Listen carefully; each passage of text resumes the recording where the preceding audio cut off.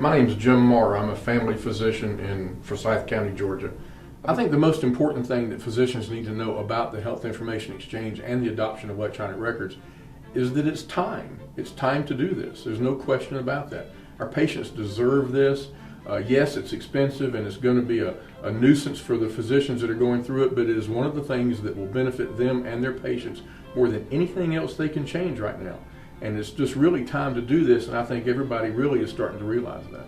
Right now at Morrow Family Medicine, we are using several interfaces to receive information from outside and have it as part of our chart.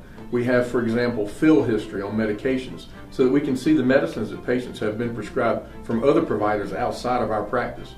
If you go to the hospital and have a test done or go to the emergency room, as soon as the note's transcribed, I have it on my desktop so that I can see what's going on. If you are sending blood to the lab for a reference lab for it to be examined, we immediately get the results back as discrete data into our system so that we know exactly what the results are, and being able to look for those abnormals and be able to do something about them is much more efficient and much quicker. One of the things that we learned right after implementing our electronic record was that while it benefited our patients tremendously in our office, as soon as they walked out of our door, the benefit to them stopped.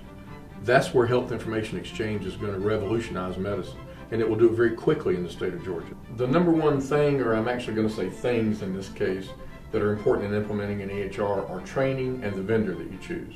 I think it's critical that physicians take the time, spend the money to have the right amount of training, to get the proper training that will pay them dividends throughout their entire use of the system. The vendor is incredibly important because they have to have a vendor they can partner with and work with easily for a long period of time. This will be a very long relationship, most likely. If it's going to be a successful one, it's got to be a vendor that you can work with, communicate with, one that you can get to know and have a good relationship with. In almost every case when you speak to physicians about electronic records and healthcare IT, their objection is financial in almost every case.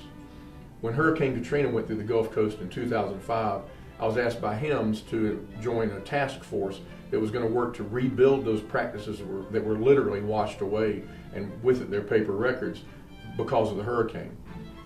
These practices had electronic records donated, they had hardware donated, services and time and so forth. These were donations so that they didn't have to pay for the electronic record.